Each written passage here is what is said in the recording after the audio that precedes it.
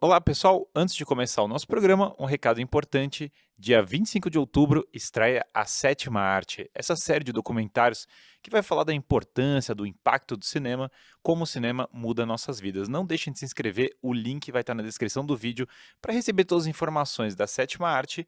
E a nossa programação vai dar uma pausa, mas retorna dia 1º de novembro. É isso, aproveitem o programa de hoje.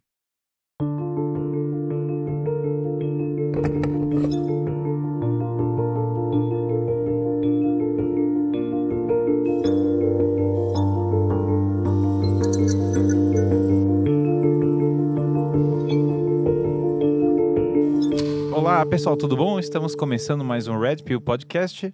Eu sou Guilherme Freire e hoje nós vamos falar sobre feminismo e as princesas da Disney. Estou aqui com o Marcos Ruppert. Olá pessoal, temos convidados especiais hoje, né? Sim. Pietra Bertolazzi. Olá pessoal. E Mariana Brito. Oi gente, tudo bem? Obrigada pelo convite. Obrigada pelo convite também. Legal. E hoje acho que se a gente colocasse 4 homens para discutir esse assunto já seria um problema. Sim, ia ser, porque é feminismo e as princesas da Disney. Vocês não têm lugar de fala. Né? E o lugar de fala é muito valorizado aqui na... Brasil. Eu, como tô fora dele, já tô feliz de estar falando sobre esse tema. Sim. Toda vez que eu tô fora do lugar de fala, eu acho legal. E aí, feminismo e princesa da Disney, eu não sou uma princesa, não sou uma mulher e não sou da Disney. Então, realmente, eu tô bem fora do lugar de fala. E nunca foi feminista também. Nunca fui feminista, nem Isso desde... eu também posso falar que eu nunca. Eu a também Mari... não. Você também não? Por incrível que pareça, apesar do meu passado tenebroso, eu não cheguei a esse ponto. Eu também tenho um passado duvidoso. E eu acho que a primeira pergunta que eu faria pra vocês é essa. Existe feminismo nas princesas da Disney? Existe, com certeza. Atualmente, sim, né? Eu acho que... já queria começar com uma treta aqui. Eu acho que existe desde sempre, sabia? Só que era de uma forma tão mais sutil que era imperceptível. Eu vou só jogar uma treta aqui pra gente debater. Se você for observar todo o enredo de todos os filmes, né, de princesas da Disney, você vai ver que sempre tem uma mulher, geralmente um pouco mais velha, feia, ressentida, que quer ferrar com a vida da princesinha. Sim. Isso é presente, né, em toda a narrativa dos filmes de princesas da Disney. E isso é uma coisa que é movida pela inveja, pelo ressentimento. Que, Pietra, é o quê? A base do feminismo. No caso, a bruxa mais velha seria feminista. Sim, claro, mas aí na Disney clássica, a vilã seria feminista. A vilã seria feminista. Eu acho. Então eles estão denegrindo o feminismo, na verdade, né? Quando você trata a feminista dessa forma. Que é o ideal, né? Que é o correto. É isso que tem que ser feito mesmo. E vocês acham que teve um ponto de mudança? Quer dizer, porque acho que estão falando essas, pensando, sei lá, Branca de Neve. A primeira de todas foi a Branca de Neve, né? Quando foi que mudou? Quando foi que ficou mais feminista?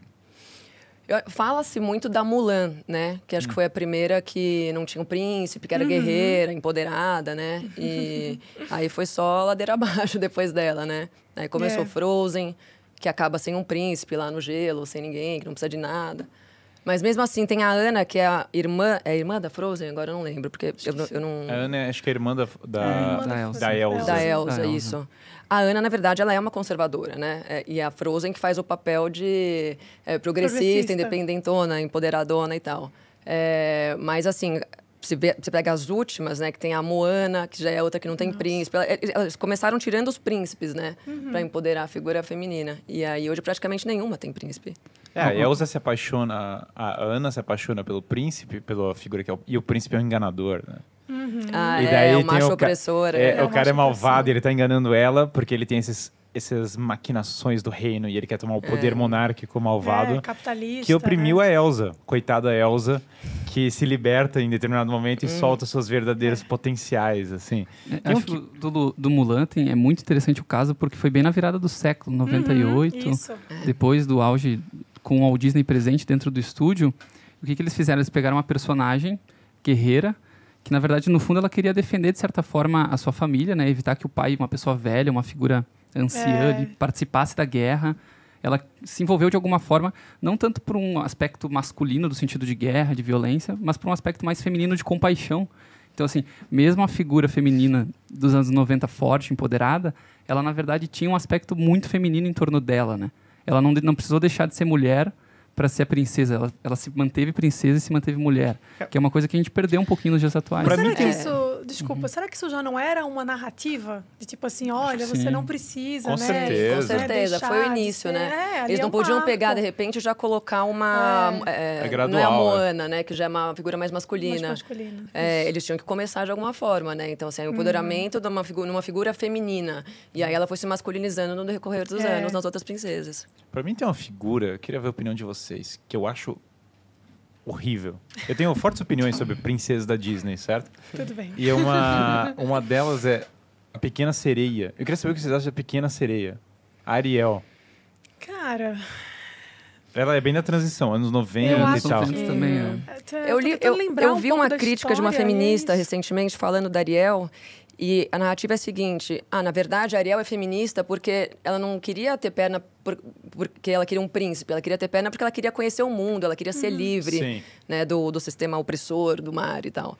E, então, elas pegam a Ariel e usam como uma figura feminista, justificando isso, entendeu? Na verdade, o homem era só um meio dela ter a liberdade dela. Mas pro feminismo, tudo é feminista, né? Tudo é relativizável, tudo é distorcido. Maria era feminista, Jane Austen é feminista. A Margaret Thatcher até já falando que era feminista. Todo mundo incrível. É feminista. Então, assim, toda mulher que se destacou seria feminista. Mas se você existe e é mulher, você obrigatoriamente tem que ser feminista, né? Eu falo isso porque a Ariel tem uma coisa que ela se liberta do pai, né? Então o pai é meio que controla ela, e daí ela não tem voz. Tem todo um tema que ela encontra o homem, ela não tem voz. Não sei se você repara. Nossa, eu não tinha pensado isso. E daí ela ganha as pernas, que tem uma coisa... tem um elemento meio... existe algo um pouco sensual na coisa, e existe algo de sair e a se libertar daquela coisa parada, né? E aí fala assim, aqui no fundo do mar é seguro. Nada acontece com você lá em cima, você... E o pai representando o sistema patriarcal, né? Também, que ela se liberta. E aí ela deixa a perna de peixe, que é aquela coisa que tá prendendo ela. Então, os peixes são todos meio conservadores. Tem aquele peixe que tem sotaque jamaicano, um siri jamaicano. O Sebastian. É o Sebastian. E o Sebastian, ele canta, e o estilo do Sebastian é um estilo conservador, assim. E a Ariel aprende a vencer, e daí quando ela aprende a se libertar, ela ganha uma voz. É um pouco da lógica repetida depois no Frozen. Quando ela se liberta do homem. Agora, Mulan, ela termina sendo feminina. É engraçado, Mulan vai e volta, né? Porque tem uma história sobre homem, tem até uma música Homem Ser, que eles cantam sobre homem, ser homem é isso. E a Mulan ganha os desafios de ser homem. Sim. Verdade, E aí, depois, quando chega no final, a Mulan, ela ganha usando vestido feminino. Exato. Só que daí os homens usam vestido feminino. Nossa, que tosco, né? Os homens usam roupa de mulher, lembra? Que é a valorização da mulher no final. Sim. E aí, quando os homens usam roupa de mulher, eles ganham. Existe eu acho que essa é uma fase de transição para o que a gente está agora. Eu acho que agora cresceu bastante até, a coisa desandou, né? E eu acho que tem muito influência dessa coisa do feminismo interseccional, né, Pique? Assim, o feminismo é uma coisa só, no final das contas. Inclusive, grandes teóricas do pensamento feminista são contrárias, né? Se posicionam de maneira contrária a essa coisa de vertente no feminismo. Porque elas dizem que isso é uma forma de desconcentrar essa história de primeira foco. Onda, o que são essas vertentes? Então, aí tem essas vertentes que hoje já são mais de 20 vertentes, mas uma vertente que tem sido muito forte de um tempo para cá é essa interseccional, que nada mais é do que você atrelar outras pautas que não são só as pautas relacionadas às mulheres para o movimento feminista. Então, ideologia de gênero, a questão do racismo, né? Na verdade, ele abarca todas as minorias, né? E aí, o que isso tem a ver com a Pequena Sereia? Que agora queriam colocar uma Pequena Sereia negra, né? Vocês lembram dessa polêmica eu acho que já está confirmado até. Então eu acho que isso vem muito dessa coisa de assim, caramba, a gente fez uma narrativa toda bonitinha, né? Feminista, e talvez não tenha, né, dado muito certo aqui, porque o mundo continua do mesmo jeito, né? Não exatamente, mas as bases ainda se mantêm muito sólidas. Então, vamos agora pegar e vamos usar, a partir desse feminismo interseccional, vamos trazer uma outra pauta aqui para o filme. Vamos agora colocar uma Pequena Sereia negra, que é uma contradição, né? Assim, se você for parar para observar. Porque a Pequena Sereia, ela é dinamarquesa, né? No conto original, ela é ruiva, né? A Disney foi super fidedigna à história clássica. E existem princesas negras na Disney, né? Então, não necessariamente você precisa colocar a Pequena Sereia, que originalmente é ruiva e tem toda uma história por trás disso, transformá-la numa princesa negra, simplesmente porque isso é a lacração, né? Você ceder a narrativa, com certeza. Eu acho que a Mariana tocou num ponto central, que o movimento progressista contemporâneo, que é muito mais explícito e muito mais direto em suas intenções, eles não estão criando novos personagens, eles estão subvertendo os já existentes. E existe toda uma lógica por trás disso, né? A gente até conseguiu entrevistar o Jonathan Pajot para o nosso próximo documentário, e ele é um cara que tem uma tese muito boa, que é o parasitismo nas grandes histórias, né? O que acontece? Em vez do movimento revolucionário progressista criar um novo personagem, ele reestabelece a ordem, ele reencena aquela mesma ordem tradicional e clássica, para que exista algo a ser combatido. Então, a margem vai substituir o centro, mas, ao mesmo tempo, ela vai continuar se tornando margem. Então, é a lógica do parasita. Ele tem um hospedeiro para viver. Ele precisa de um hospedeiro para viver. Se o parasita move de hospedeiro em hospedeiro e não sobra mais nenhum, ele acaba morrendo também. Então, em vez de criar novos personagens, eles acabam estabelecendo... Ressignifica. Né? É o que eles fizeram com a Malévola também, né? Querendo ou não, a Malévola, ela acabou com a vida da Bela Adormecida. Ressignifica. Desculpa, eu sei, é coisa de esquerdista, né? Não, mas é o que eles usam, Mas né? é o que eles fazem. Eles ressignificaram a Malévola, né? Transformando ela numa pessoa... A bruxa boa. E tem muito a ver com a questão da bandidolatria, né? Do progressista. Sim, então, também. assim, ela foi super má, ela acabou com a vida da Bela Adormecida. Puxa, mas espera aí, ela foi banida da festa, né? Pelo rei opressor também, antigamente. Então, tadinha, né? No final, ela tem um coração. Então, se ela fez uma coisa muito errada para alguém, poxa, ela foi uma vítima lá atrás, né? Então, começa a desconstrução aí. Vamos ressocializar a Malévola. Ressocialização da Malévola. Cara, eu acho a Malévola, eu acho a Bela Adormecida um dos melhores filmes da Disney. Eu sou muito fã da história. Por causa da simbologia, o jeito que começa. Primeiro começa com... Tem essas fadas madrinhas, né? E cada uma delas tem as cores das virtudes teologais, que é verde, azul e vermelho. Então tem uma iconografia gótica, toda cheia. E aí elas vão dar dons para Aurora. A Aurora, que é essa união das cores. E aí ela dá esse dom da voz, né? Ela tem essa coisa da canção, da beleza em volta dela e tal. E aí chega um momento que aparece a bruxa e dá a morte. Olha a coisa que é a Malévola, que ela é bruxa, ao mesmo tempo ela é o dragão. Ela é o mal bruto e é o mal sedutor transitando.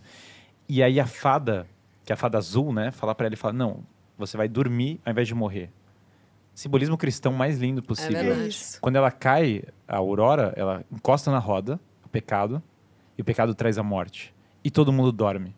Não só ela, todas as pessoas, porque o pecado original faz com que todas as pessoas tenham a morte.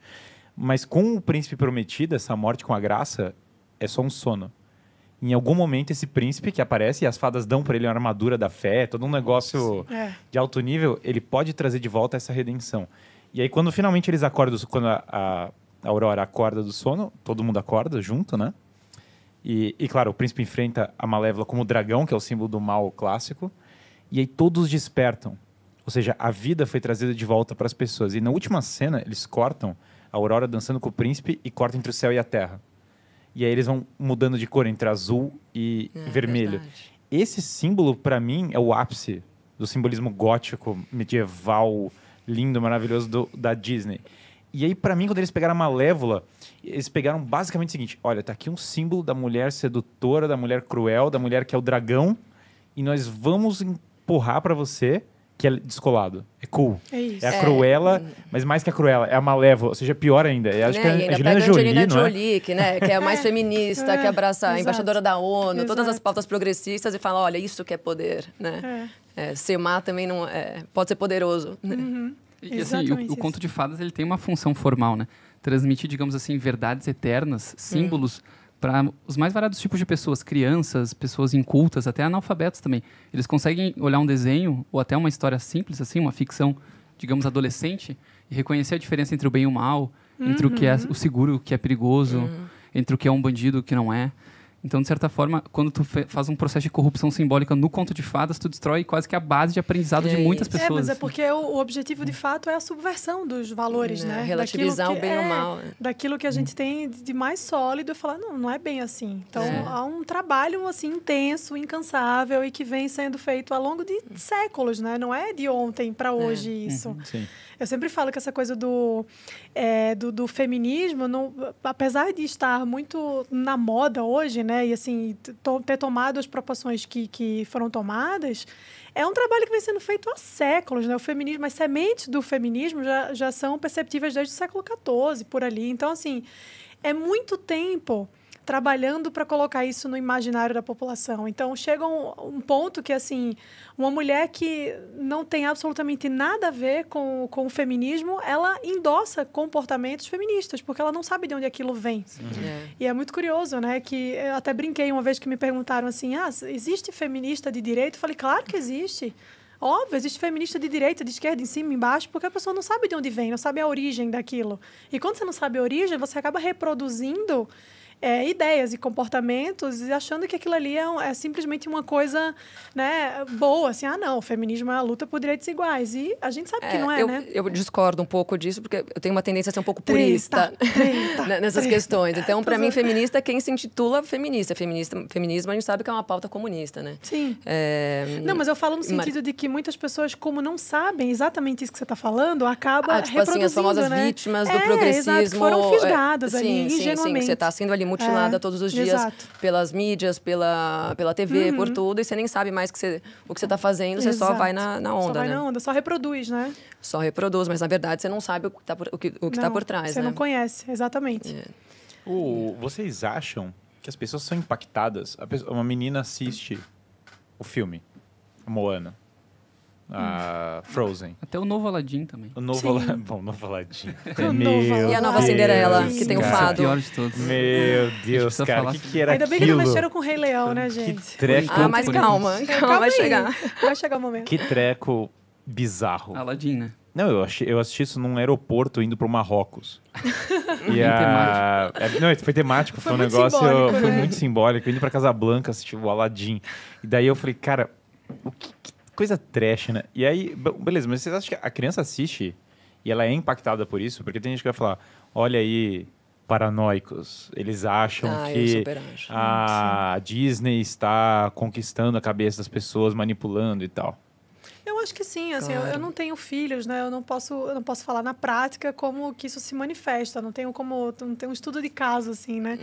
Mas eu acho que sim, porque eu me coloco na situação de quem assistiu isso lá atrás, enquanto criança, e o quanto isso ficou, né, assim, no meu imaginário, o quanto que essa coisa o príncipe encantado e tal, por mais que a gente saiba que é um conto de fadas, como você falou, e tem todo um simbolismo ali, toda uma coisa, ainda assim é algo que fica, né? É algo que perpetua, assim. Então, a gente cresceu com essa ideia. Então, eu acho que sim, porque se hoje há essa subversão dos valores e vem sendo colocado de maneira escrachada mesmo, que não é mais sutil, como eu falei que era no começo, né? Agora é muito escrachado. Tá aí o Aladdin que não deixa mentir, enfim, vários outros. Isso também vai acabar se perpetuando no imaginário da criança, né? E a criança, ela é muito... pega muita referência visual das coisas e né? Até as músicas também, a gente lembra de algumas. As músicas, eu lembro. O próprio Let It Go, né? Tipo assim, deixa aí, tudo bem, né? você é livre, eu nem assisti, mas eu sei toda a história da Frozen, eu sei as músicas. Eu sei a história, eu nunca assisti, eu não deixo minha filha ver. Óbvio que alguma hora ela vai acabar assistindo na casa do pai, sei lá, na escola. Mas ela já canta a música, ela tem 3 anos de idade, ela canta a música, ela gosta da Elsa. É incrível, né? Porque eles devem ter alguma coisa que mexe realmente na psicologia da criança, porque elas ficam aficionadas. Eu nunca mostrei a Frozen pra minha filha, e ela sabe cantar as músicas, ela adora a Elsa, ela me pede. Eu falo, não, na casa da mamãe você não vai assistir, na casa da mamãe não tem boneca da Frozen. Mas o simples fato de não ter um príncipe, né, já é uma coisa que mexe com a intuição da menina mais pra frente. Tudo bem, eu não preciso ficar correndo atrás de marido, eu não preciso fazer o papel de mulherzinha, porque se eu não tiver ninguém, tá tudo certo também. Ela já cresce com isso, né? Mas se a Frozen lá atrás não precisou, por que eu, né? E assim, nessa idade, acho que ela tem 3 anos, ainda é muito pequenininha, mas já começa a pegar algumas coisas, né? Você fala da repetição da música, mesmo não tendo contato direto com aquilo a partir de você, fica, né? Então, assim, obviamente que isso mexe. Né? E o estrago que isso pode fazer, assim, é incalculável, eu acredito. E essa Moana, Marcos, a Moana, Tahiti, a Moana pra mim é pior que o Fado, lá que vocês falaram. Eu acho que é pior. Eu assisti o novo Cinderela, eu achei pior que a Moana. Você achou pior que a Moana? Achei. Eu acho a Moana muito ruim porque é inteligente. Cara, a Moana, pra mim, é o seguinte. Inteligente O cara forte também. que fez aquilo... Não, o filme é inteligente, sabe? Ele tem sutilezas. Mas assim, o cara que fez o Moana, o cara tava muito louco, tava muito drogado, não tem como, gente. O negócio, você já viu Moana? Não São vi. várias pessoas. Olhando, o assustador é que dessa tese, se a gente aceitar, é que é muita gente que tá fazendo esse filme. Eu assisti esse filme, né? Fui no cinema ver Moana, olha só, com um colega na época. E a gente ficou assim, tipo... Como é que colocam isso pra criança? Essa galera tá muito louca. Óbvio que tem um LSD envolvido. É que nem Alice no País das Maravilhas, não tem que nem dúvida. os Beatles são ininteligíveis sem drogas. Exatamente. Não dá pra entender nada do que os Beatles fizeram ou tocaram sem drogas. Exatamente. Talvez por isso que eu não gosto. Nossa, pânico, Pietra, eu não gosto dos Beatles. Eu já falo mal, não gosto dos Beatles, fica registrado aí pra câmera. Não gosto dos Beatles. O corte tá pronto. O Beatles não tem... Cara, Beatles é droga, é a mesma coisa, só que sob outro aspecto musical. E o que acontece com a Moana é que tudo é um símbolo sobre homem e mulher. Sim. Tem um macho falando obrigado, né? Fazendo mansplaining pra Moana, que é o princípio ativo, é o cara que tem a águia, todos os símbolos masculinos. Tem a espada, blá, blá, blá. Ela educa os caras no filme. Assim. Ele rouba o princípio da vida, da deusa, que é a mulher da vida. Olha que coisa... E agora tem que ser restaurado, e a Moana vai pegar aquelas várias pedras, uma em cima da outra, e vai colocar a concha, que é o símbolo feminino, em cima do negócio. Ela e o mar, assim, o mar é o símbolo feminino que abraça ela e guia. Tem simbolismo sexual no filme também. Que pra crianças é um troço... Qual? Eu não Quase tudo é sexual, né? Pra mim, essa questão do simbolismo sexual acontece desde a Pequena Sereia, né? Você pega o castelo... aí é um pouco mais... Não, mas a Pequena Sereia... trata muito sobre sexo, isso é um fato. E não só implícito, porque às vezes as pessoas falam, mensagem subliminar. Cara, é que muita coisa lá trata sobre sexo mesmo real, Gente, assim. eu tô me sentindo uma anta, porque eu não lembro dessas referências sexuais, assim. Tem no castelo da Ariel, tem uma referência que falam, né, do selo, como fala? Fálico. Isso. E a própria Bela Adormecida também falam, né? As femininas falam que ela foi estuprada. Eu não sei se na versão original, se não me engano, ela de fato foi. Mas hoje as feministas usam a Bela Adormecida para falar, não, isso aqui era estupro, isso não sei o quê. Elas não gostam, as feministas não gostam da Bela Adormecida. Mas o Marcos ia falar uma coisa da Moana. Não, eu perguntar se a Mariana lembra que ela vai montando uma série de pedras e coloca uma concha em cima no fim do filme. Lembro. Ao longo do filme é um processo de valorização da figura feminina, né? E aquele ali é o simbolismo final da mulher em si. Então eles vão construindo isso a cada símbolo sexual feminino, sendo bem explícito uma vulva, né? Sendo bem explícito é isso. Mas esses não caras é usam no sempre, final, eles vão fazendo isso ao longo do filme. Então, eles vão insinuando de certa forma que ela vai colocar algo importante lá em cima. Sim. É como se ela colocasse o sexo no centro de tudo. Assim. Sim. E é bem isso, né? Libertação sexual. No fundo é isso. E a deusa reconhece isso, né? Porque a fúria e o negócio e toda a desgraça é porque roubaram o princípio vital da deusa. O homem roubou o domínio da vida da mulher. Sim. É muito louco. Moana é um negócio... Eu tô falando pra você, tem LSD envolvido, não tenho dúvida. Geralmente tem, né? Toda a cultura desde os anos 60... Pop tem um forte quê disso, mas nada né? supera Alice no País das Maravilhas, né? Alice é um outro problema também, que é... Essa não é nem princesa, né? Ela é um treco muito louco. É um treco Os caras literalmente fumam, né? Sim. Tem as cobras... o chapeleiro maluco, fica doido de cola, né? De sapateiro. Total, ele tá doido de cola. Não, e tem as minhocas lá, como que a centopeias que estão fumando também, o narguilé lá. É um negócio bem... Parece mesmo uma introdução do mundo das drogas para as crianças, assim. Bom, o Lewis Carroll é um cara muito estranho. Eu não vou entrar na vida do Lewis Carroll aqui, que é sob pena... prisão. Sob pena... Falam que ele era pedófilo, né?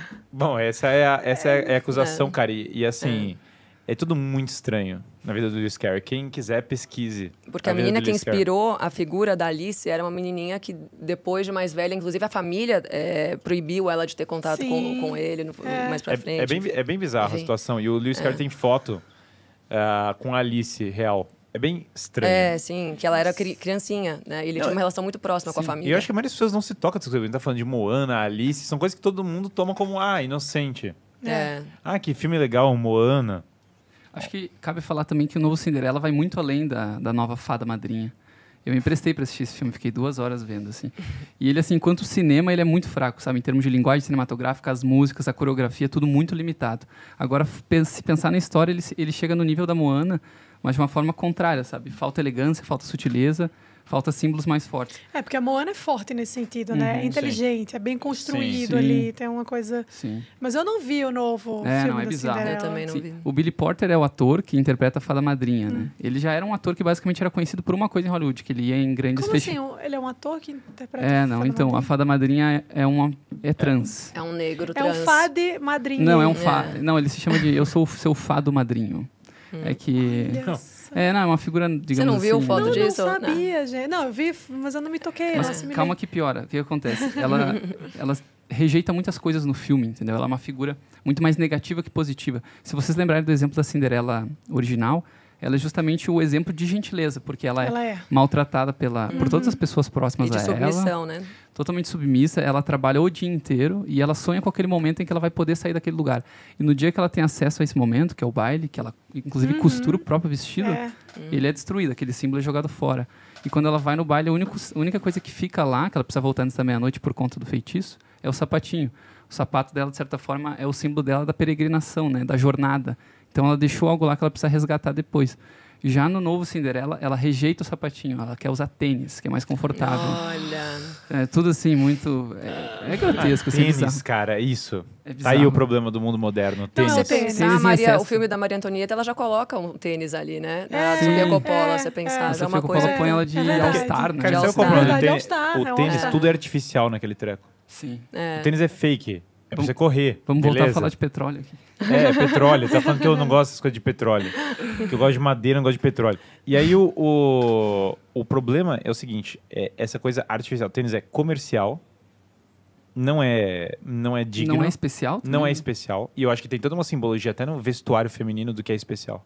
Sim. A coisa da joia, a coisa do que brilha, a coisa do que comunica algo de valioso para ser protegido. A pérola é uma coisa valiosa, protegida. Sim. Ela não aceita nem ser chamada de Cinderela.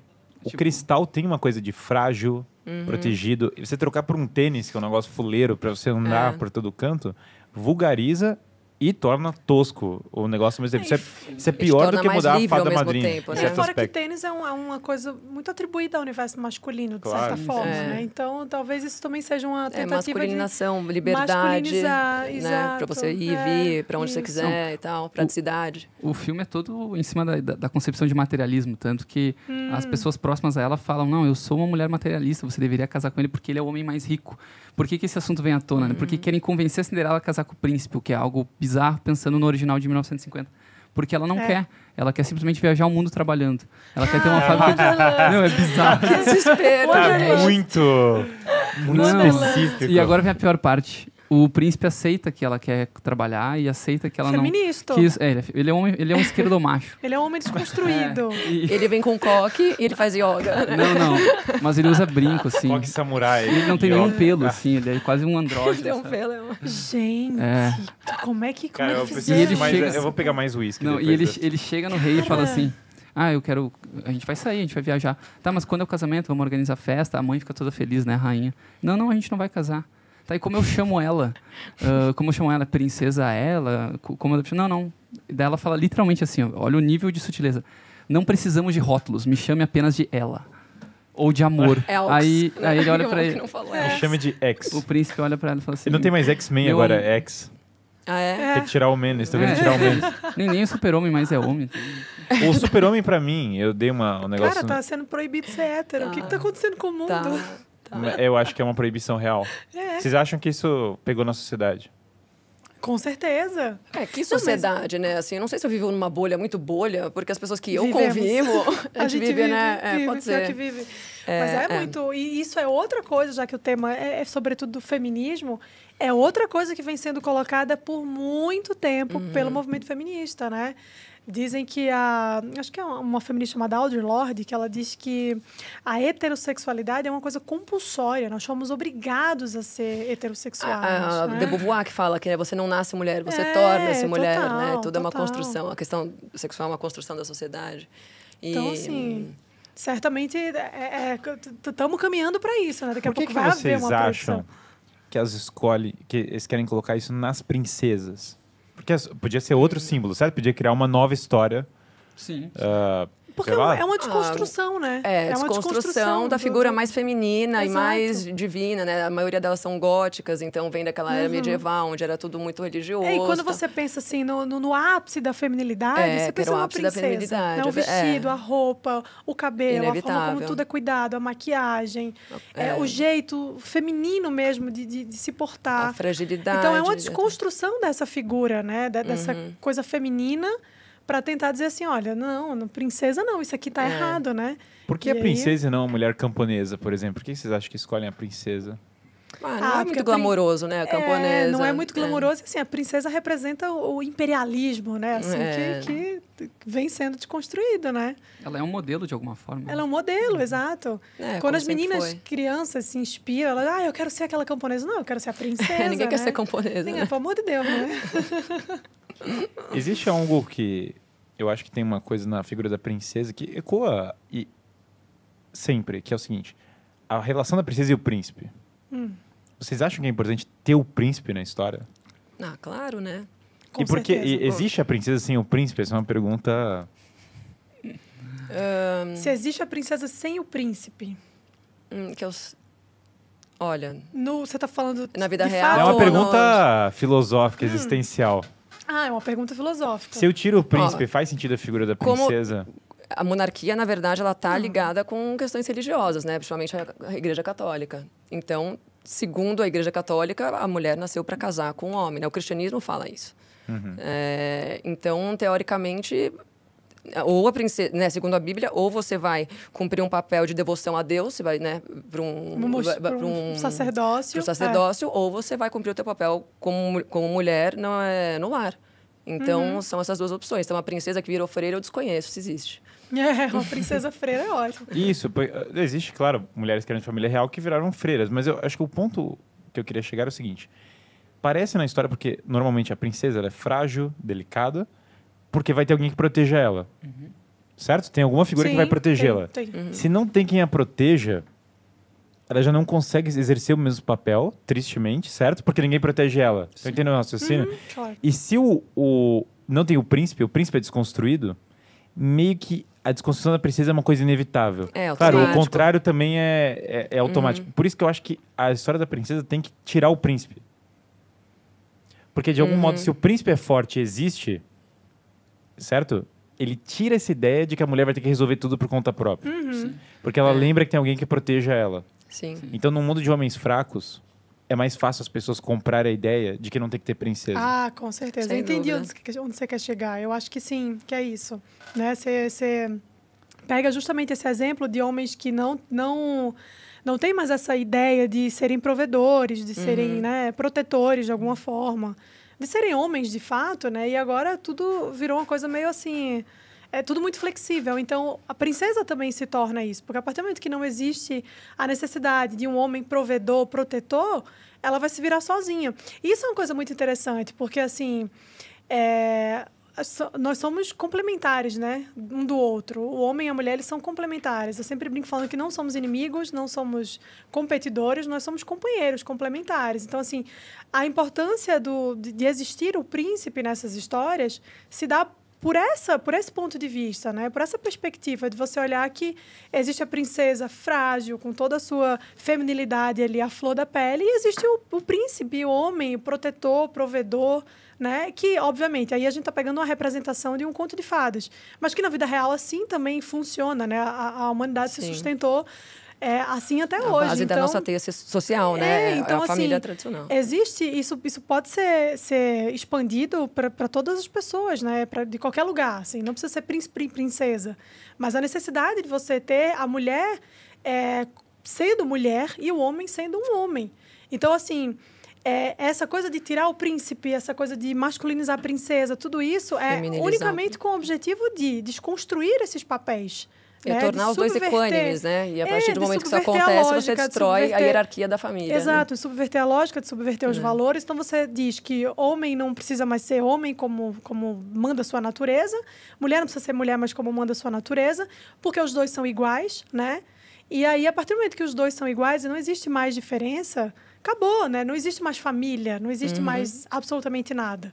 E aí, já vou indo um pouco mais fundo aqui, o negócio consegue chegar no objetivo final, que é a destruição da ideia de família como existe hoje. Então, assim, pode parecer loucura para quem está ouvindo e não está muito familiarizado com isso? Pode, porque assim, a gente não tem muita noção de como isso é uma corda que vai puxando, né? Uma coisa que vai puxando a outra. Mas, no final das contas, esse é o objetivo final de toda a ideia progressista. Parece ter uma tríade, queria ver se vocês concordam, que é Deus, o rei e o pai de família. E o rei eu invoco também porque a gente está falando da princesa. Quer dizer, Deus é um problema, o rei é um problema. Mate o rei. Deus já ele é uma figura divina, né? Primeiro mata o Deus, certo? Matou Deus. Primeiro mata o Deus é o primeiro. Esse pior de todos tem que morrer rápido. Depois eu mato o rei. No novo Cinderela eles não matam o rei, mas tornam ele a figura mais ridícula do filme. Sim, eu acho que é bem importante. E depois eu mato o pai. E aí não tem mais rei, nem pai, nem nada. Ou seja, o patriarcado, né? É o patriarcado. Destruiu, né? Toda a representação masculina que existe. Você começa com Deus, porque Deus, né? E aí, falando como cristã, Jesus Cristo, é Deus encarnado. E ele vem como homem. Então, ele sustenta essa ideia que o feminismo bate de um patriarcado. E aí, antes disso, né? Vale lembrar que Deus também fez um pacto com Abraão para que toda a descendência do mundo viesse dele. Então, também o Abraão também representa uma figura patriarcal. Então, assim, isso só foi, né, se estendendo. Então, quando o feminismo luta contra o patriarcado, né, obviamente também luta contra Deus. Também tenta, de certa forma, destruir a imagem de Deus como porque é uma representação masculina. Não é à toa que o feminismo simpatiza cada vez mais, isso é um negócio que vem há muito tempo, mas se tornou muito forte ali a partir dos anos 60, não só o ateísmo, mas quando há um sinal de espiritualidade no feminismo, ele é místico, né? Ele é sempre com... ligado à bruxa, simbolismo, bruxismo, esotérico, sempre um envolvimento com religiões neopagãs, assim, então... Obviamente que há um interesse... Cultura New Age, né? Cultura New Age. interesse em destruir a imagem divina. Tem esse arquétipo medieval que eu acho muito bom, que aparece muito, que é o da Morgana. Que é a mulher sedutora, que vira dragão, que vira qualquer coisa, certo? Que usa preto, que eu vejo que as celebridades hoje... Não sei se vocês já viram... A Mariana tá de preto aqui, mas não é a coisa da cor preta em si. Mas é a coisa do... A mulher sedutora enganadora. E eu vejo muitas celebridades que fazem essa coisa. Eu sou sedutora, mas eu sou forte. Cuidado que eu posso esfaquear a qualquer momento. Uma coisa meio assim, sabe? Vou seduzir, eu posso te matar no fundo do beco. E aí tem essa coisa da pessoa que é forte. E a Morgana é sempre essa vilã, inimiga natural do cavaleiro. Porque o cavaleiro tá lá, ele é forte, ele tá preparado para enfrentar monstros brutos. Ele não tá preparado para enfrentar a mulher que do nada vira uma outra coisa. É uma coisa que foge das categorias dele. Então ela meio que seduz ele para matá-lo. Essas bruxas da Disney têm esse arquétipo da Morgana. Que vai mudando, é um arquétipo bem feminino, mas ao mesmo tempo bastante nocivo, agressivo, bastante maligno, né? E o que parece é que a heroína tá virando a figura da bruxa. Sim. Muito louco isso. Sim. E a princesa tá ficando uma figura que não existe. E o guerreiro, ao mesmo tempo, ele tem características que lembram a princesa. Sim. Ele é frágil, ele precisa ser protegido por alguém, tem Geralmente elemento... ele pede desculpas em algum momento do filme. É como desculpas se por tivesse ser macho. Desculpas por ser homem. A rota dele tem de ser tem corrigida. Tem desculpas, ô Marcos, na Cinderela nova? Tem Você que é o... Desculpas. Cara, não tô acreditando. Não é possível. Eu não assisti a Cinderela nova. Gente, mas quem que faz? É o Fiuk? Não, esse filme é do James Corden, que inclusive é um britânico, se eu não me engano, tem aqueles late shows com uma certa audiência, assim, é um produtor de algum respeito. Não tem mais, pelo menos, no nosso ponto de vista. Tem algo legal disso que o Guilherme falou no novo Mulan, porque ela, se no original de 98, que já tem um pouco daquele feminismo mais discreto, nesse novo ela recebe tudo quase que como superpoderes, então não tem uma jornada de aprendizado tão grande. E o aprendizado dela no filme original é centrado na figura da família, né? Então, os homens da família vão ensinar algo para ela. A experiência da guerra, da luta em si, vai trazer algum tipo de aprendizado. E nesse ela já nasce... Não nasce, né? Mas a jornada dela é muito mais de causar temor aos outros do que de causar surpresa pelo aprendizado. Então, isso é um troço meio estranho. Então, a princesa, ela não causa um temor sexual, mas é um temor pela sua força física, sabe? Sim, sim. Então, ela acaba sendo colocada ali mais como uma figura masculina. A princesa é guerreiro. A princesa vira guerreiro. Exato. Não, princesa. E tu percebe que nesse nível, no progressismo, no braço do movimento feminista, ele é um pouco mais radical que no progressismo narrativo. Eu estava falando com o Guilherme num episódio passado sobre Marvel, E a Marvel acabou de lançar um último filme que é de um herói chinês chamado Shang-Chi, que passou em algumas salas de cinema no Brasil. E esse cara é retratado dentro de um ambiente conservador, familiar, de tradição. Ele aprendeu a lidar com a guerra de alguma forma dentro do núcleo familiar dele. Tem toda uma jornada de aprendizado. Já dentro da figura feminina, da Mulan, eles já estão um passo além, assim. Já é muito menos discreta. Eles já estão colocando ela quase como uma super-heroína. Realmente chutando o balde no sentido de construção de personagem. Assim. Agora, nesse negócio da princesa forte, né? Tem essa coisa de que a mulher não treina. Mary Sue total. Ela do nada ela fica muito forte. É a Rey do Star Wars. Do nada ela é muito forte e muito especial, certo? Porque ela tava no meio da lama e daí agora ela é forte. E obviamente o pior exemplo é a Capitã Marvel. Que do nada ela é muito forte. Como vocês veem essa figura da mulher que não treina, não sei o que, do nada ela é muito poderosa? Mas é isso, né? Justamente, mais uma vez, a tentativa de masculinizar. E aí vem até mesmo uma força física, né? Princesa bodybuilder. Até testosterona ela já cria por si só, né? Não precisa nem treinar. Então é isso, é uma modificação não só do arquétipo, né? Mas também do físico, psicológico, de tudo, né?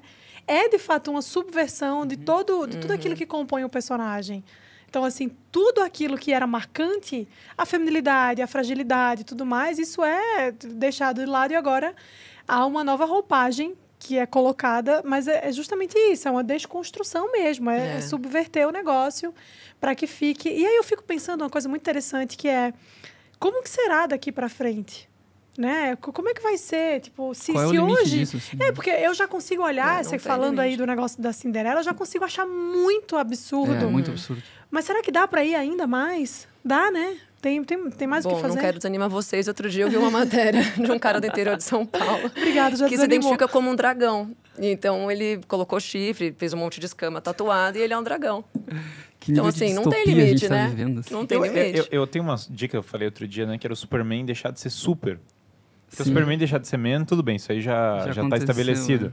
Mas pra mim deixar de ser super, ele é simplesmente um idiota e ele apanha de todo mundo. Ele deixou de ser super, ele deixou de ser man. Isso. O que ele é agora? Isso. E daí ele não é nada, e daí acaba. E daí pelo menos a gente para de discutir isso, porque daí o cara só apanha e daí vem um outro mais forte e ele ganha.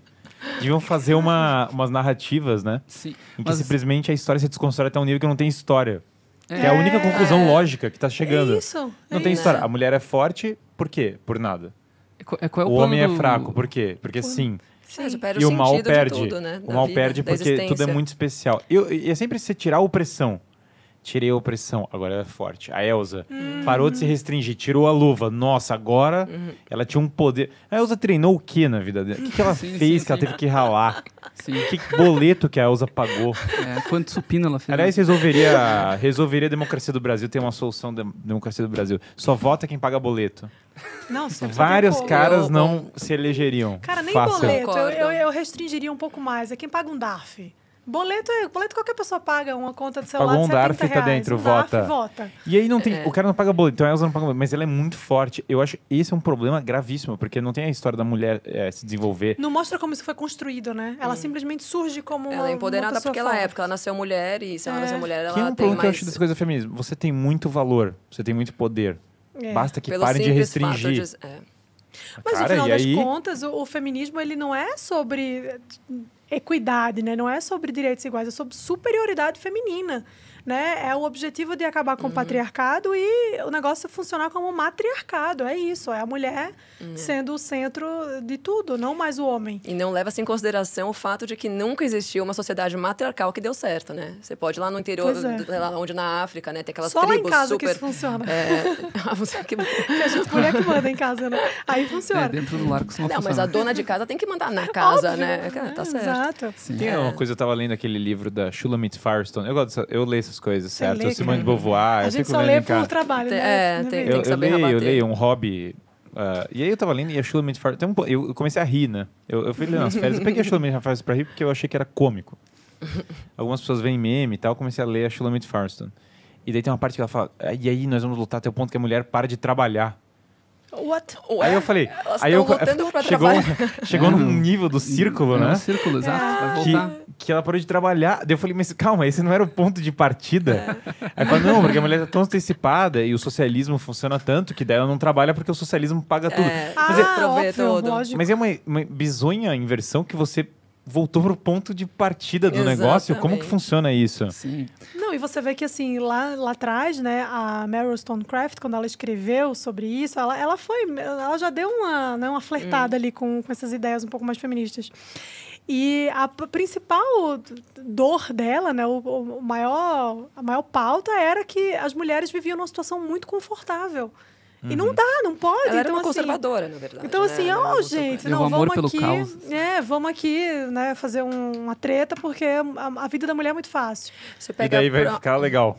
É. Agora todo mundo tá Vamos feliz e alegre. dificultar a vida da mulher. Pô, Isso. quem foi essa louca? Vamos problematizar, né? Não, eu quero tudo saber muito quem foi a tranquilo. filha da mãe que lutou pelo sufrágio feminino. Eu não queria ter Eu ia votado, gente. falando de Disney. Pra quê? Mas saindo Mais da princesa um pouco. A Mary Poppins, né? Que ela foi trabalhar na casa de uma mulher que era sufragista. Que ela é representada ali por uma mulher de elite, né? Então, ela é casada com um cara super poderoso. E ela é uma o sufragismo sufragista. era um movimento de rico, né? Era um movimento, Era um movimento elite, de mulher que exato. não tinha mais o que pensar na vida. Era isso. Vamos Exato. lá, Aí, militar por causa pelo delas, direito. hoje eu tenho que voltar. Mas no final da Mary Poppins, ela desiste. Ela fala, realmente, isso aí eu não quero mesmo. Não quero ficar lutando pelo meu direito ao voto, né? E ela volta a cuidar da casa. É curioso, porque o movimento das sufragistas gerou uma reação tão grande na época que existiam movimentos antissufragistas Sim, com mais Inglaterra, mulheres do né? que o movimento sufragista. Porque a mulher falava, cara, mas eu não quero isso. Você tá lutando aí no meu nome, mas eu não quero. Não dei uma procuração pra você dizer que eu quero. Não quero sufrágio nenhum. Aliás, tem um filmaço, BP Select. Opa. Acabamos de lançar. Oi? Acabamos de lançar. Cadete Winslow, que é a protagonista da história, é uma sufragista.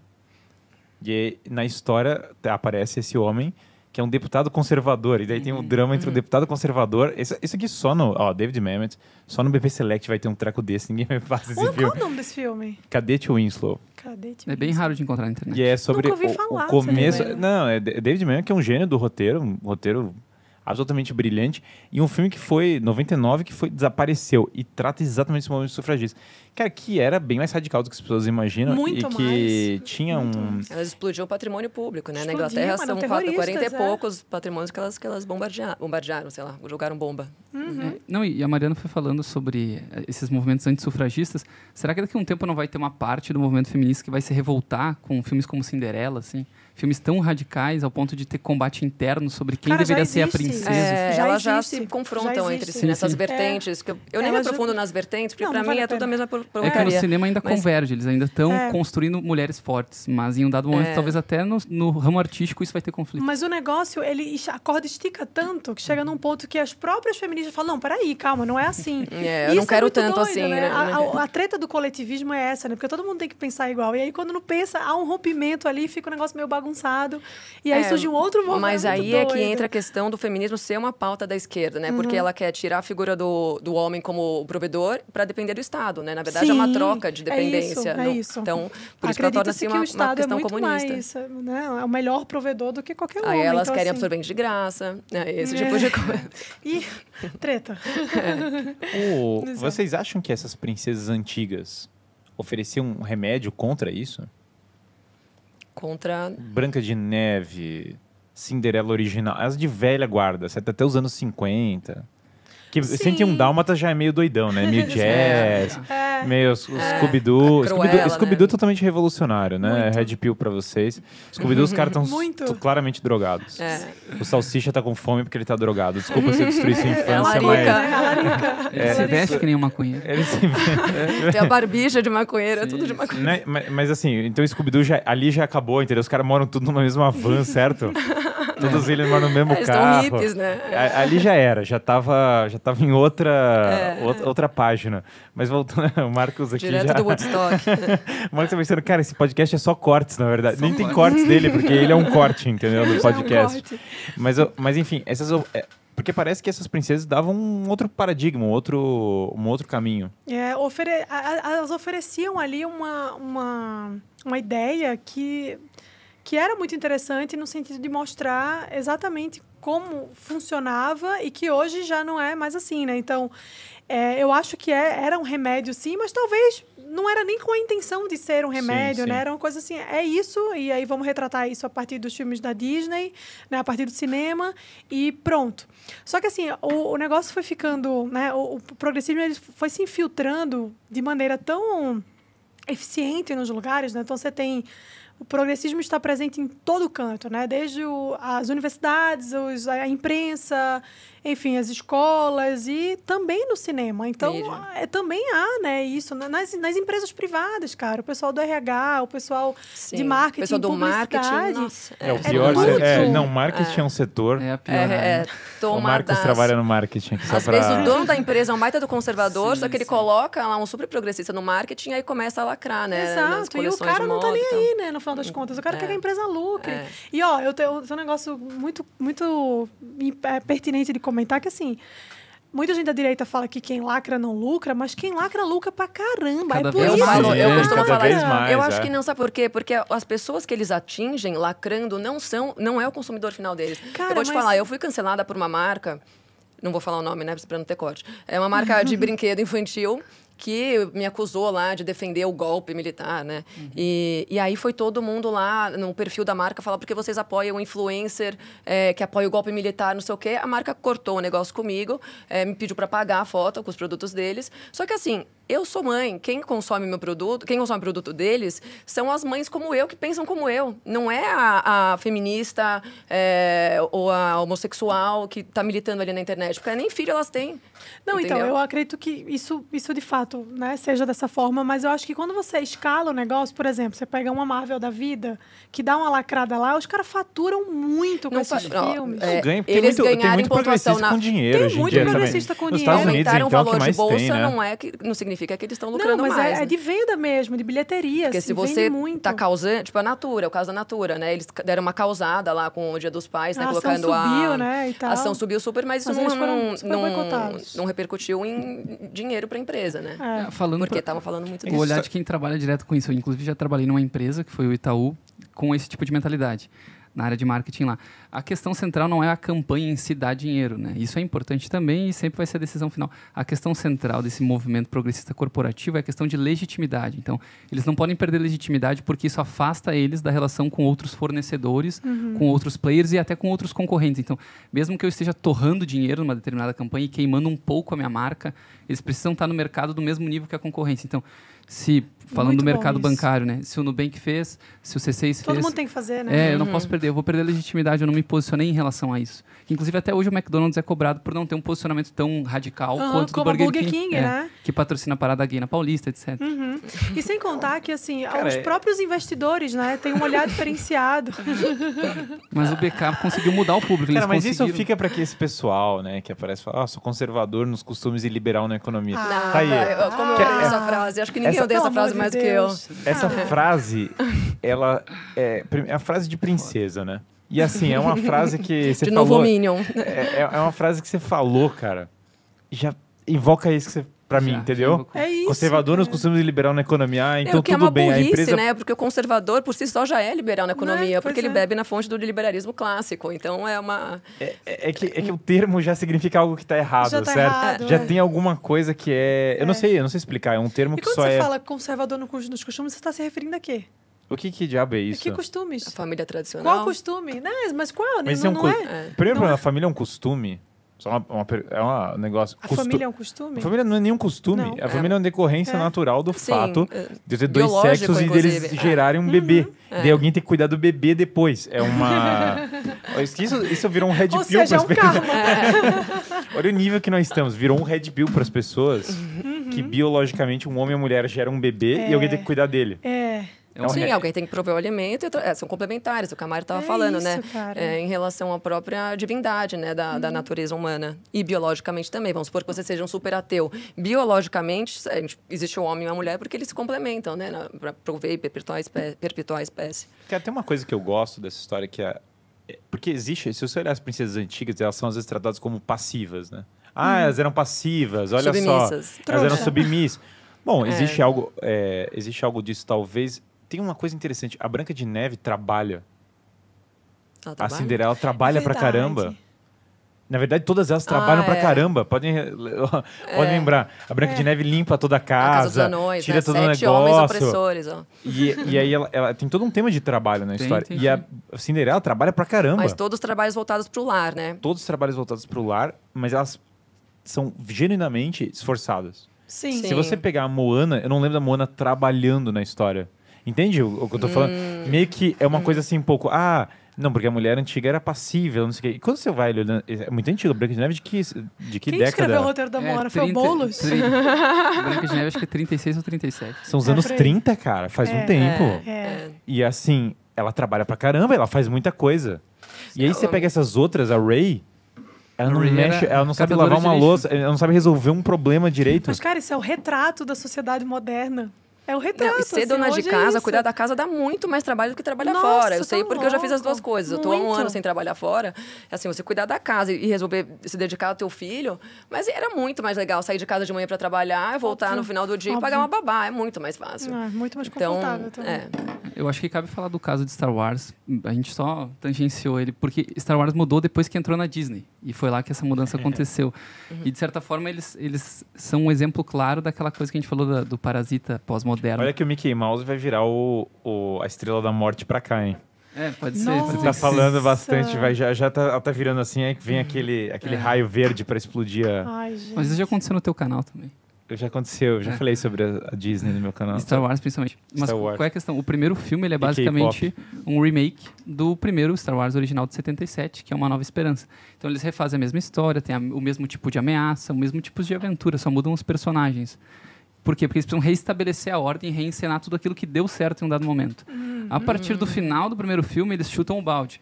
No segundo filme, a Ordem Jedi está sendo queimada. O Luke joga o sabre de luz fora. A Rey domina a força em questão de 10 minutos do filme. Então as coisas começam a ser aceleradas. Então eles não se importam de gastar lá $200 milhões fazendo um filme e ficando 2 anos distribuindo ele, divulgando, que foi o Despertar da Força, o primeiro. Desde que eles tenham o 2 e o 3 para poder desconstruir toda a história depois. Então, tu pensa a mentalidade de um estúdio desse tamanho, que talvez seja a maior empresa de entretenimento da história, né? Sim. Se olhar o século XX, olhar o legado que o Disney deixou no mundo, até hoje é um dos melhores passeios para se fazer na vida, com família, com filhos, com amigos. Mas o que eles estão fazendo hoje realmente é injetar muito dinheiro e eles acreditam que esse é o caminho. Não é uma brincadeira, digamos, de um grupo de burocratas, mas talvez da maior empresa de entretenimento do mundo. Assim. Exatamente isso. Vocês veem que você teve um filho, Pietro, né? E a educação das pessoas, eu acho que é muito afetada pelos desenhos animados. Como que vocês veem o impacto do desenho na educação? Porque parece às vezes que a mãe coloca o desenho como um substituto do cuidado do filho. O desenho babá, uma coisa meio assim. Não, impacta diretamente. Assim, você pega, tem uns desenhos... Esse aí não tem um lugar de fala. Todo mundo... Tem lá a Masha e o urso. Já viu o desenho da Masha? É uma menininha que ela é o capeta. Ela inferniza o urso o tempo inteiro, joga tinta na cara, ela bagunça, ela joga lixo no chão. Ela é endemoniada. É um desenho russo, acho. Eu acho que não é americana. Mas assim, eu não coloco... Quando eu vejo que minha filha ela já consegue zapear no controle, pra você ter ideia. E aí, quando eu vejo que tá indo pra marcha, eu já pego e tiro, porque ela começa a imitar. Ela começa a pegar papel e jogar no chão, assim. Então, reflete diretamente, né? Ela tem ela tá numa idade que ela absorve tudo e repete tudo, né? Inclusive, coisas que eu falo que eu nem percebo, eu vejo ela falando depois. Então, impacta diretamente. É uma coisa que tem que ficar em cima, senão você tá ferrado. Cara, minhas filhas se veem como princesas. Total. A minha também. Minha filha se vê como imaginário total das minhas filhas é princesa Mas qual princesa? A dos anos 30 ou a Cinderela que ele assistiu? Ela é só ela. A Catarina, a Catarina, que é a mais velha, né? Tem 3. Ela gosta da Aurora e da Cinderela. Basicamente das duas. Mais feminina é impossível. Mas elas já foram bem doutrinadas em casa. Sim. E minha filha também. Pais, doutrinem seus filhos. Não deixem que a escola faça isso. A única pessoa que pode doutrinar teu filho é você, né? O pai e a mãe. A Catarina. Mas é que o engraçado, quando você... Eu brinquei usando a palavra doutrinar, mas se você deixar um pouco o fluxo natural, sem corromper a criança, ela já pensa assim. Sim. Quer dizer, você precisa de muito esforço para deformar o imaginário da criança para ela achar chato a Aurora. Sim. É verdade. Por isso que eu falei, né? Isso é um trabalho que vem sendo feito ao longo de séculos para colocar esse tipo de coisa no imaginário das pessoas, né? Aliás, a Moana é feia. Desculpa, não sei se isso convém falar. Ela é gorda e feia. A Moana é feia pra caramba, também, cara. E a Aurora é bonita e a Moana é feia. As antigas são as mais lindas, né? Não, olha a diferença da Cinderela de 50 pra Camila Cabello em 2021. Assim. É a Camila Cabello? Eu não sabia que era Camila Cabello. É a Cinderela de 2021. É que a mulher da Havana e não sei o que, ela é não é uma mulher, ela é uma mulher cubana. Latina e cubana. Mas que um monte de gente é mulher latina e cubana. Não, assim, tem a diferença. Outro dia apareceu um evento lá, o Dia da Mulher Latino-Americana e Caribe. Mas, pô, um monte de gente, cara. A Cinderela... Que grupo social grande. É o feminismo cubano latino. A Cinderela é uma mulher loira, de olho azul. É outro padrão. Quer dizer, não é questão da mulher. A mulher não tem que ser loira de olho azul pra ser bonita, mas o ponto é que a Moana é feia.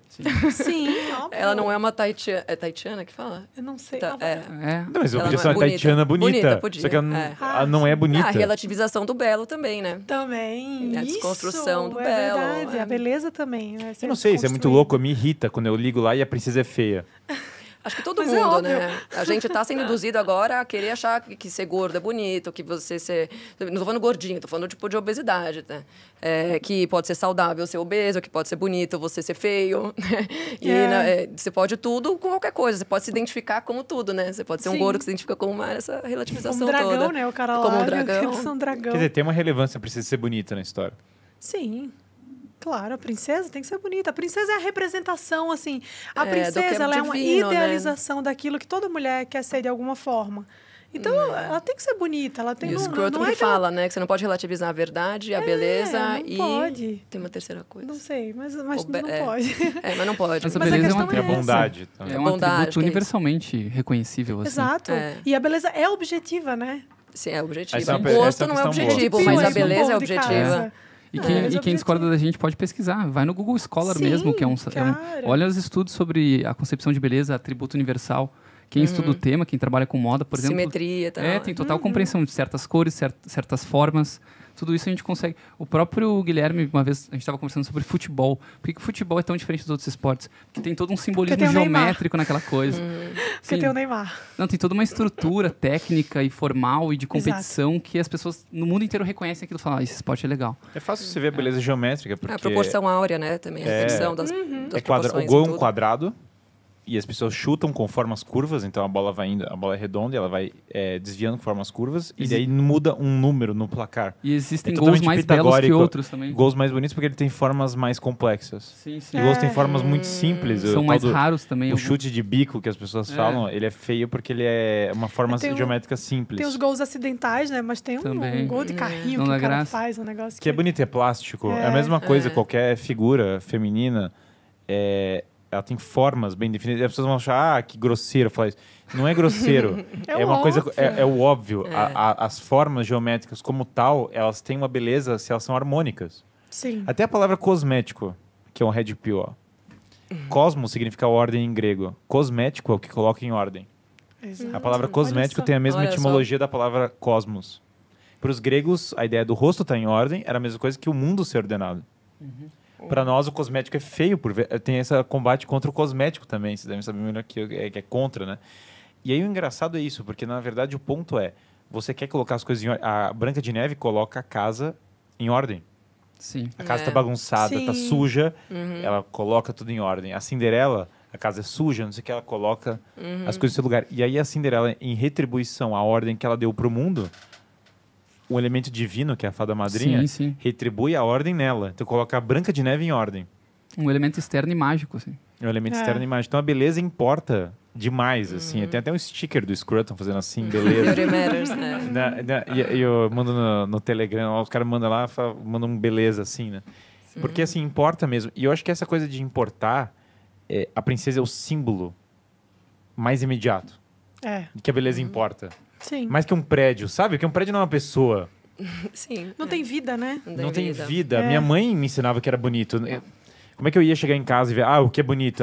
Quem vai me ensinar o que é bonito é o móvel. Assim, não é a mesma coisa. Não sei se vocês tiveram a experiência da mãe de vocês passar um certo padrão estético. Pra casa, pra vida. Sim. Não, mas é isso. A beleza, ela é fundamental, né? E assim... E ela não é subjetiva, né? Assim, ela é uma coisa que desde criança você vê, né? Minha filha, ela vê uma pessoa bonita, ela tem a tendência a se simpatizar mais com a pessoa bonita do que com a feia. E eu nunca ensinei pra ela quem era bonito e quem era feio. Muito bom. Mas é verdade. Mas isso é óbvio, né? Se você... O caos, ele é feio, né? Se você for parar pra observar. Isso. Você pega exemplos de coisas, né, que são desordenadas, que estão em caos, elas são feias, né? Ao mesmo tempo que a coisa que é ordenada, ela é bonita. Então, isso é uma coisa óbvia, né? Mas o óbvio parece que se perdeu, assim. Então, a gente precisa ficar repetindo o que é, enfim, muito claro para todo mundo. É só assistir aqueles vídeos de São Paulo nos anos 20, né, Freire? Eu comparar com o trânsito de hoje. Nossa. Eu coleciono vídeos da São Paulo velha, Rio de Janeiro velho. Rio de Janeiro é outra história também. Os caras tirando o chapéu. Muito arquitetura bonita. Muito bonito, era coisa elegante, era coisa linda. O Rio de Janeiro ainda é uma cidade mais bonita do Brasil, só apesar do esforço. Copacabana Palace. Apesar do esforço tremendo e gigantesco e infinito para destruí-lo, ainda tem a beleza natural. Maravilhosa. Só que antes ele não era só beleza natural, tinha uma beleza humana envolvida. Inclusive tem uma parte do documentário Rio, Cidade do Esplendor, que fala: as mulheres aqui no Rio têm o hábito de produzir arte. Sim. Mostra uma casa e as mulheres pintando pinturas super complexas. Fala, cara, que diabo de Rio de Janeiro é esse, né? Imagina o hábito. Parece o carnaval de rua do ano que vem. Exatamente. Tipo, que bizarro. Gente, indo para nossa etapa final, né? O que vocês acham? Qual que é vocês acham que é a importância da princesa e por que perdendo a princesa nós estamos perdendo algo de algum modo? Acho que tudo volta para a base da família, né? Assim, a princesa representa a feminilidade, que vai atrás de um príncipe, que é a figura patriarcal, né? Que dá uma noção de hierarquia dentro da instituição da família, né? Que a gente não pode esquecer que a hierarquia é importante dentro de qualquer instituição para que ela dê certo, né? Tanto da família, tanto do mundo dos negócios, enfim. Então, se você não tem a princesa, você perde a feminilidade, a submissão, né? Hoje a gente tem as feministas convencendo todo mundo de que submissão é algo ruim, e não é, porque você ser submissa significa que você sabe o teu papel na hierarquia dentro do teu casamento. Então, você tem um papel igualmente importante de outra forma dentro da tua casa, e o homem tem como chefe da família e a mulher é a dona da casa, né? Então, são papéis complementares, é aquilo que a gente estava falando antes. Cara, tem um negócio sobre isso... Tirando a princesa, você desconstrói tudo isso. Tem um negócio sobre isso que é o seguinte, que eu acho que as pessoas entendem muito errado. A mulher tem que ser submissa ao homem. Sim. Qual é o papel do homem? Morrer pela família. Exatamente. O homem tem que amar sua esposa como Cristo amou a igreja. Que é morrendo. Isso, a mulher está para a igreja como Cristo. É o primeiro na linha de frente. É o mesmo papel do rei. Primeiro que tem que morrer. A mulher não pode ser submissa ao homem, mas ela pode ser submissa a um monte de Estado. mulher, né? A um monte de mulher ou ao Estado, né? Uma tempestade de red comunismo. Não, eu acho que é isso, cara, porque o papel do homem é morrer pela mulher, que é o papel do príncipe nessas histórias. Ele morre. Ele tá disposto a morrer, o primeiro na linha de frente. Por isso que a mulher subordina isso. Pô, ele só quer respeito em casa, sabe? Ele só quer um pouco de obediência. Só isso, passa paz. Não, porque o ponto da história, e mesmo todo mundo fala, a carta de São Paulo Apóstolo, o cristianismo falou pra mulher ser submissa. E o homem morre por ela. Então é uma submissão diferente, porque uma coisa é igual a amar o Cristo. Quando eu amo o Cristo, é uma pessoa que morreu por mim. É isso. Não é igual. Tem essa figura da Pietà, e aí a Pietà tem o Cristo, né? E Nossa Senhora tem o pano, que é o símbolo da princesa. Um dos grandes símbolos da figura da princesa é o pano, que representa que ela está protegendo algo valioso. É um manto, né? Um manto sagrado. E a Pietà parece que ela tem panos infinitos. Pegar na iconografia medieval, tem essa figura da princesa que tem a tenda. Dentro da tenda ela tem um véu, que é um outro pano. É toda a mesma simbologia. E dentro ela tem um baú do tesouro. Sim. Ou seja, é o sagrado do sagrado do sagrado. É o protegido, é aquilo que vai ser... aquilo que realmente tem valor. E aí, quando você tira essa figura da princesa, parece que você tirou os panos. Você desvelou. Você agora não tem... E de algum modo não tem tanto valor, porque o que você deixa jogado não tem valor, certo? Se eu jogo aqui uma coisa, eu pego aqui a minha carteira, eu jogo aqui, eu não valorizo ela tanto, certo? E vou embora. Existe algo que, de algum modo, eu não valorizo esse objeto. Se ele está guardado no meu bolso, eu não tiro, ele tem um valor maior para mim. Então, existe uma coisa na figura da princesa que é lembrar as pessoas o que é valoroso. Então, quando ela fala submissa, às vezes as pessoas acham que elas entendem errado. Às vezes, submissa significa simplesmente lembrar o que é valoroso e guardá-lo, enquanto outra pessoa está morrendo por você. É um papel muito diferente da figura de o homem tem o poder. Própria, todo mundo pensa em poder opressão, hoje. Né? Eles associam submissão com opressão. A etimologia da palavra, né? Submissão é submissão. Então, assim, não... Enfim, mas eu acho que essa coisa da princesa, né, que você estava falando, Guilherme, é muito... essa desconstrução que vem sendo feita ao longo dos anos, e agora a gente percebe isso até mesmo em filmes que foram, pra gente, né, referência de alguma forma, é simplesmente uma fuga da nossa natureza, né? É uma fuga da realidade, é uma fuga daquilo que é bom, daquilo que é verdadeiro, daquilo que é belo, que é legítimo. E quando você faz isso, você desconstrói absolutamente tudo aquilo, todo aquele alicerce que mantém a civilização. Porque tudo está ancorado nisso de alguma forma. Então, apesar de ser uma coisa simbólica, né? É um filme da Disney, ok, é simbólico, mas o simbólico também tem a sua importância, né? Então, é algo que a gente precisa ter muito cuidado com relação a isso, porque a gente vai perdendo muito da nossa... Da natureza daquilo, né? Da razão para aquilo ali existir. Não é à toa que é daquele jeito, não é à toa que foi daquele jeito até hoje. Então, também não é à toa que vem sendo desconstruído. Há um objetivo, né, perverso por trás. Então, eu acho que a importância de manter as origens ali de uma princesa da Disney é simplesmente esse resgate, né, a nossa natureza, a nossa própria natureza. A mulher feminina, o príncipe como sendo um homem bondoso, provedor, que busca, que morre pela princesa, né? Então, todas essas características podem parecer muito simbólicas e, portanto, não importantes e relevantes, mas não são. Mas elas representam. Elas refletem diretamente no nosso dia a dia. Exatamente. Né? O que é que... Marcos, diga. Algo que a gente fala aqui dentro, que provavelmente a Disney educou muito mais a nossa geração do que a escola. Pelos filmes que a gente assistiu, pelos produtos que a gente comprou, pelas experiências até turísticas e, enfim, que a gente gostaria de viver e muitos já viveram, outros pretendem viver em breve. Então, assim, se a Disney vai educar as pessoas por mais 20, 30 ou 40 anos, é bom que elas façam isso da forma certa, né? Transmitindo verdades universais, como eu falei. Não necessariamente valores de esquerda ou de direita, mas transmitindo verdades que são importantes para a formação de um ser humano, que inclusive foram valores que formaram a nossa civilização, como bem, mal, perigo, segurança, beleza, feio. Essas coisas precisam estar bem definidas e bem ordenadas, porque senão as pessoas se desorientam na vida de alguma forma. Para quem acha que isso né, conversa de bar de pessoas ressentidas, porra, vocês que gostam da ciência aqui no Brasil, peguem para ler um artigo do James Heckman. Esse cara é um economista que ganhou o Nobel, acho que em 2008, de economia, né?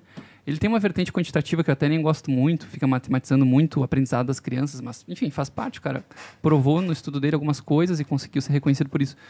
O aprendizado de uma criança até os seus 4, 6 anos de idade, ele é consideravelmente muito mais impactante do que a gente vai aprender quando a gente vai fazendo graduação, pós-graduação. Então, aquilo fica para a gente por um período, assim, é quase incalculável, literalmente, o que aquilo vai fazer de efeito ao longo da nossa vida. Então, por favor, se você pretende ter um filho em breve, ou se você já é mãe, já é pai de família, reflita o quanto os filmes, os desenhos e as experiências que vocês viveram na infância impactaram quem vocês são hoje. Então, preservem isso de alguma forma e seria bom que a Disney preservasse a origem do que o fundador dela quis para essa empresa. Que foi uma experiência genuína de encantamento, de mistério, de fantasia, de beleza como um todo. E é muito legal isso que você falou, porque assim, a verdade ela se sobrepõe a qualquer ideologia, né? Sim. A verdade ela existe como ela é, né? É um fim em si mesma e assim, a gente precisa entender isso e pronto. E uma coisa interessante é que assim, o fato da Disney ter sido fundamental na nossa educação de alguma forma, você pega, por exemplo, o Rei Leão, né? O quanto que os valores de responsabilidade, né, que foram passados ali, quando o pai, como é o nome do aquele que morre? Mufasa. O Mufasa, né? Chega pro Simba e fala, Simba, tudo isso aqui é seu, então você precisa ter responsabilidade. Fora que é uma puta lição sobre monarquia, né? Mas vamos deixar para outro podcast. Ele foge da responsabilidade, mas ele volta. Né? Não, mas qualquer lição sobre monarquia é bem-vinda no Red Pill.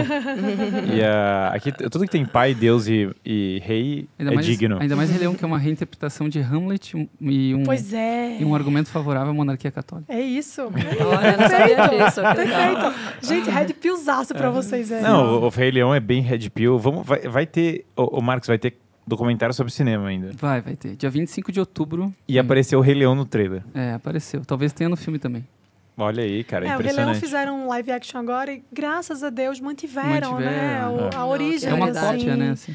Aí para quem está assistindo, se quiserem se inscrever ou receber novidades do novo filme, se chama A Sétima Arte. Eu acho que o link vai estar na descrição do vídeo. Cara, Sétima Arte é pauleira. Pesado, hein? A primeira arte já foi bastante pauleira. A primeira arte deu certo, agora vamos para a sétima. Muito bom. Marcos, qual que é o Red Pill? Não, é o que eu acabei de falar. A Disney educou mais pessoas, provavelmente, do que um conjunto de escolas bem-sucedidas. Então, valorizem aquilo que vocês assistam. Isso impacta na formação da gente, impacta na forma como a gente se relaciona com nossos pais, com nossos filhos, nossos amigos.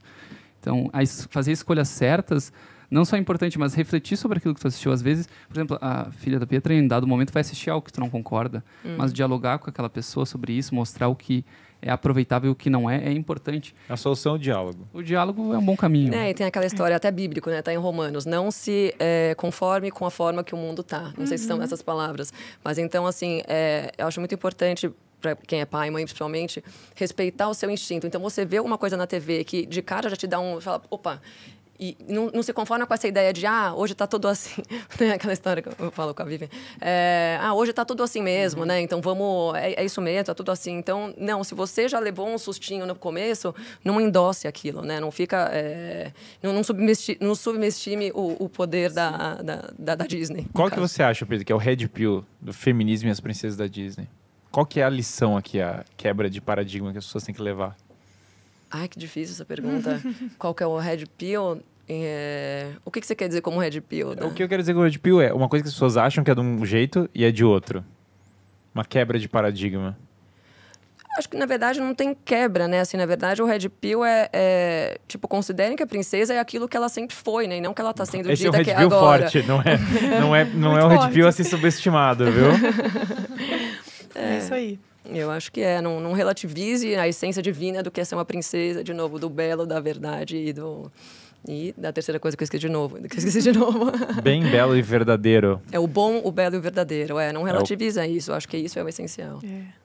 Mariana. Eu acho que o Red Pill as coisas estão de cabeça para baixo, né? Tudo está sendo subvertido e a gente precisa resgatar isso que foi perdido, né? Assim, a verdade, que, como a gente falou, não é subjetiva, ela existe, ela se sobrepõe a qualquer ideologia, se sobrepõe à cartilha militante dos filmes da Disney. E a gente precisa entender que isso é importante para a construção da nossa personalidade, da personalidade dos nossos filhos. E é algo que a gente tem que resgatar, a gente não pode deixar isso se perder, sabe? Então, por mais que os filmes estejam mostrando isso cada vez de maneira mais contundente, a gente precisa ter um alicerce em casa, né? Então, a educação em casa, os pais passarem valores para os filhos, né? Isso é um Red Pill, por quê? Porque parece óbvio, né, pra gente, mas para muita gente não. Então, assim, tudo isso é delegado, né? Delega-se para a escola, delega-se para a TV, delega-se para o YouTube. E não, a gente precisa ter isso sob nosso controle, porque se a gente não tem, a gente vai começar a achar que uma princesa que usa tênis e não sapatinho de cristal, que é uma coisa simbólica, mas muito importante, porque diz muita coisa, e a gente falou sobre isso ao longo do episódio, é uma coisa simples. Tudo bem que ela usa Vans, né? Tudo bem que ela usa um Adidas Superstar, né? E não é bem assim. Então, a gente precisa resgatar aquilo que há de mais importante e que a gente sabe o que é, né? Basta a gente fazer uma reflexão profunda. Ou seja, volta para as princesas clássicas, Exato, da forma que elas volta para as princesas foram criadas e não... E um minuto de reflexão faz a gente chegar nessa resposta, né? Não precisa ir muito além. A gente sabe o que é bom, o que é belo, o que é verdadeiro, e isso é o que deve ser perpetuado ao longo da nossa história. Eu tenho um Red Pill que não adianta o homem querer ser virtuoso sendo como uma mulher. Não adianta a mulher ser virtuosa querendo ser como homem. Não vai funcionar. E não é que não vai funcionar por nada. Não vai funcionar porque as pessoas querem alguém que possa protegê-las e as pessoas querem alguém que lembre elas de que algo é divino e sagrado nesse mundo. E são papéis que, por vezes, são diferentes. É diferente eu ter uma casa para voltar e é diferente eu ter que ir lutar para salvar uma casa. Não é a mesma coisa. São papéis igualmente importantes, né? Cada um na sua hora. Cara, eu sempre falo, se Deus quisesse que fôssemos iguais, ele tinha feito só um, né? É isso mesmo. Não precisava ter feito dois. Exatamente. A multiplicidade dos sexos, 2. Tem que discriminar o número. 2. É Isso fundamental. Isso dá processo hoje. Não, tem 2 sexos biológicos, acho que XY e XX. Eu acho que isso dá processo, falar isso agora? Eu não tô sabendo, eu tenho que acompanhar o... Cara, hoje em dia, se você falar que o céu é azul, dá processo. Então... Eu tenho que acompanhar a ordem jurídica, porque a minha aula de biologia pode estar tremendamente defasada em relação à ordem jurídica. Retrógrado. Sim, me perdoem por ser retrógrado, mas é proposital. É a grama verde do Chesterton. Sim, algumas coisas não são mais óbvias. Gente, muitíssimo obrigado. Não deixem de se inscrever no canal, ativem o sino das notificações. E lembrando que nós vamos ter toda semana episódio novo do Red Pill Podcast. Muito obrigado, Pietra. Eu que agradeço, adorei participar. Sou fã do trabalho de vocês. Obrigada, adorei rever a Mari, minha amiga também. Vocês estão de parabéns. E muito obrigado, Mariana. Obrigada, gente, pelo convite. Contem sempre comigo, estou à disposição. E vamos fazer agora um podcast só sobre o Rei Leão, tá? Me convidem. Olha aí, fantástico. Boa. Muito bom. Fantástica sugestão. Pessoal, espero que tenham gostado do programa de hoje. Lembrando que 25 de outubro vamos ter a nossa série A Sétima Arte. Ela mostra o impacto ideológico do cinema, como que o cinema muda o imaginário das pessoas, né? Então, realmente não deixem de se inscrever para o documentário A Sétima Arte, para receber as suas informações. O link vai estar na descrição do vídeo. E a nossa programação vai dar essa pausa, né? Dia 1º de novembro nós retornamos com tudo, mas não deixem de aproveitar essa série A Sétima Arte. Até breve.